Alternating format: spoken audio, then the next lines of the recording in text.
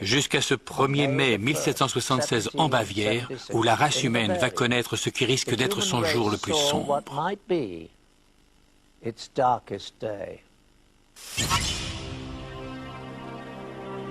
Adam Weishaupt, un professeur de droit canonique élevé chez les jésuites et très versé dans l'occulte, forme une nouvelle organisation secrète qui va unifier toutes les communautés clandestines dans un but invraisemblable: prendre le contrôle absolu du monde et de ses ressources afin de parvenir à une domination totale des peuples.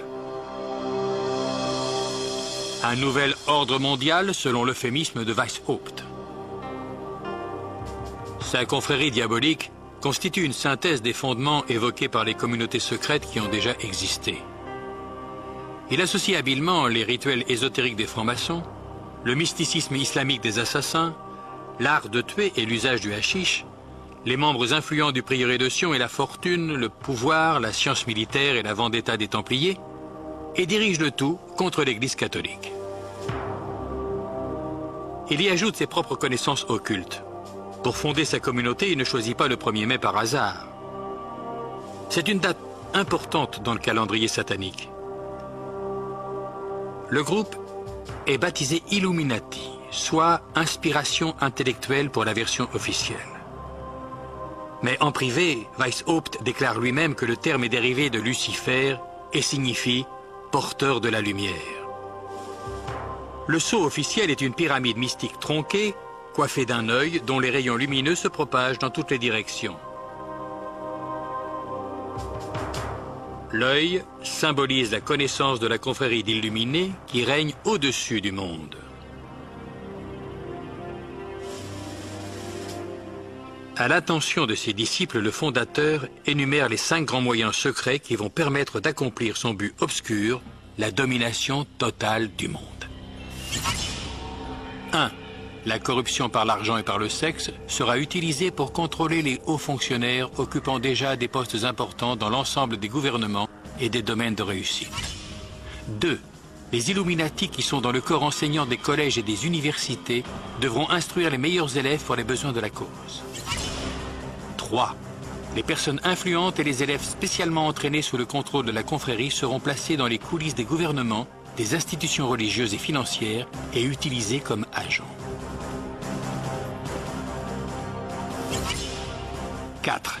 La communauté secrète exercera une suprématie absolue sur les médias afin que toute information puisse être orientée de manière à convaincre le grand public qu'un gouvernement mondial unique est la seule solution à nos nombreux problèmes.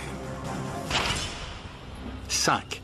La phase finale de l'opération utilisera toutes les forces en place afin de lancer des coups d'État militaires destinés à renverser tout gouvernement hostile et à mettre le monde sous le joug d'un gouvernement global contrôlé par les Illuminati.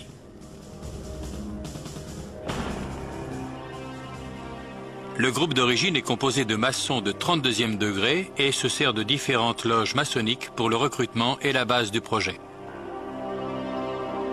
Le franc-maçon de plus haut rang à être recruté est le baron Knigge, un aristocrate du nord de l'Allemagne également connu sous le nom d'Adolphe Francis. Il joue un rôle majeur sur le front maçonnique européen. Les Illuminati sont extrêmement secrets, dissimulant leurs groupes et leurs identités derrière des pseudonymes classiques. Ainsi, Weishaupt est Spartacus et Knigge Philo. Le quartier général s'appelle Éleusis, l'Autriche est désignée comme l'Égypte. Même les dates sont cryptographiées. Sous la conduite de Knigge, les rangs des Illuminati atteignent plus de 3000 hommes.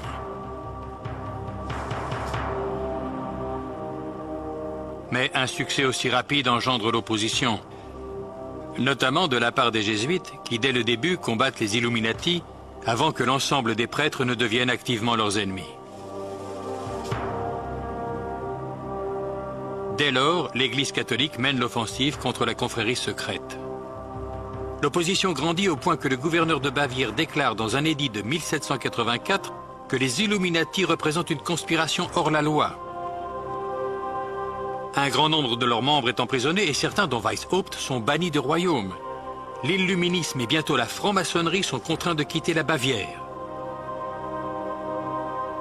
À la fin du XVIIIe siècle, les Illuminati semblent avoir été complètement éradiqués. Mais la disparition de la confrérie secrète, tout comme celles qui l'ont précédée, n'est qu'une apparence.